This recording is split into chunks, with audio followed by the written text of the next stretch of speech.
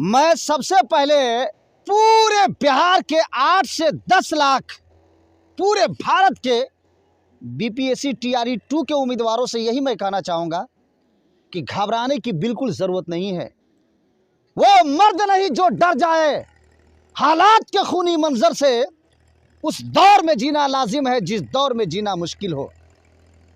नीतीश कुमार जी और अतुल प्रसाद जी, आप इस बिहार को किस दिशा में ले जाना चाहते हैं आप?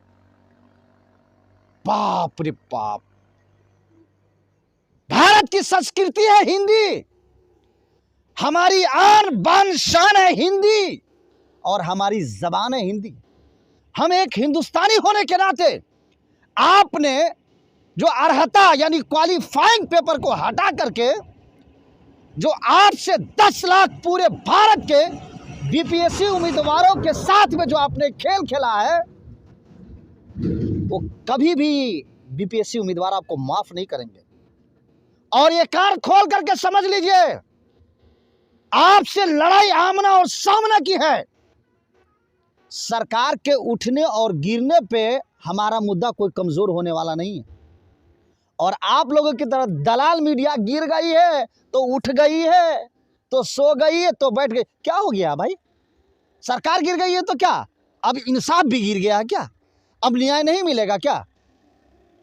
न्याय का दरवाजा और इंसाफ का दरवाजा न कल बंद हुआ था, न आज बंद हुआ है और न कल बंद होगा। ये कान खोल कर सुनिए, आप दलाली मत कीजिए। आप लोग, सरकार गिर गई है, क्या हो गया? सरकार गिर गई है तो पूरे भारत के जितने भी 8 से 10 लाख बीपीएससी टीआरई 2 उम्मीदवार ने कहीं नहीं, इस सरकार से उम्मीद नहीं थी।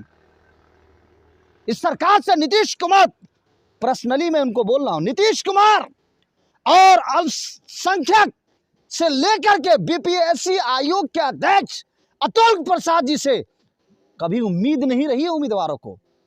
पल पल, घंटे घंटे इनका ट्वीट, घंटे घंटे इनका नोटिफिकेशन, ये वो फला ठिकाने, इस पर कोई उम्मीद नहीं रही है। हमेशा अगर इंसाफ की उम्मीद पूरे भारत के बीपीएससी उम्मीदवारों ने लगाया है ना, तो वो हाई कोर्ट से लगाया है, बीपीएससी अध्यक्ष और बीपीएससी आयोग से नहीं लगाया। और आप बोलते सरकार गिर गई, तो क्या हो गया भाई? 100 का 100% 8 से 10 लाख बीपीएससी उम्मीदवारों को हाई कोर्ट से इंसाफ मिलेगा। इन नेताओं से इंसाफ मिलने वाला नहीं है। नीतीश कुमार ने बिहार के शिक्षा को, बिहार को और यहाँ की जनता को, यहाँ के एजुकेशन को डुबाने का काम किया है।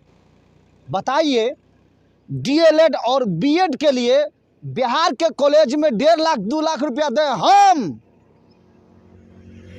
और बहाली के लिए आएगा सिक्किम से, उत्तराखंड से, उत्तर प्रदेश से, गुजरात से, मिजोरम से, लद्दाख से। अब बताइए ये क्या तरीका भाई? बिहार में पढ़ाने आएगा 1 to 5 क ख ग घ पढ़ाने आएगा। बताइए, यहाँ का भाषा नहीं जानता। कभी आपने सुना है कि एग्जाम हो गया हो और एग्जाम होने के बाद में मनमाना तरीके से तब पेपर को हटाया गया हो, पेपर का कैंसिल किया गया हो एग्जाम के बाद में, वो भी क्वालिफाइंग पेपर। क्वालिफाइंग पेपर में 50 से 60% लोग फेल हो रहे थे। उस फेल को पास करने के लिए इन महाठगबंधन के कांग्रेस और आरजेडी के दलालों की वजह से बीपीएससी आयोग ने हिंदी भाषा को हटाने का काम किया। सर, अब बीपीएससी का क्या होगा? बीपीएससी का क्या होगा? अजब सवाल। बीपीएससी का क्या होगा? बीपीएससी का क्या होगा? अरे कहे तो 50 से 60% फेलियर को ये पास करने के लिए क्वेश्चन पेपर हटाया। करे बीपीएससी का क्या होगा? अजब आदमी हैं आप। आप सोचिए, समझिए कि क्या होगा। हिंदी हटा लिया गया, उर्दू का पेपर ही नहीं आया, एग्जाम हो गया, रिजल्ट नहीं निकल गया। इस भारत, खास करके बिहार में हिंदी और उर्दू ये दोनों सरकारी जबान है। उर्दू का पेपर ही नहीं आया, हिंदी भाषा को हटा दिया गया। भाई कौन सा भाषा आप लाना चाहते हैं? आप आप बताइए, इस बिहार में और भी कोई भाषा लाना चाहते हैं क्या? अब कौन सी सरकारी भाषा, इसको हटा के, हिंदी को हटा करके अब कौन सी सरकारी भाषा लाओगे? बताओ, बताओ लालू का खानदान, बताए तेजस्वी प्रसाद यादव, बताए कांग्रेसिया, बताए नीतीश कुमार। आप जवाब दीजिए। आपसे पूरे भारत के 8 से 10 लाख बीपीएससी उम्मीदवार आपसे क्वेश्चन कर रहा है कि आपने हिंदी को हटा करके अब आप कौन सा सरकारी भाषा लाना चाहते हैं? आप 8 से 10 दिन के अंदर अंदर हाई कोर्ट में सुनवाई पक्की हो चुकी है और पूरे भारत के, खासकर बिहार के बीपीएससी उम्मीदवार हाई कोर्ट की तरफ इंसाफ की नजर से देख रहे हैं और हाई कोर्ट से इंसाफ मिलेगा।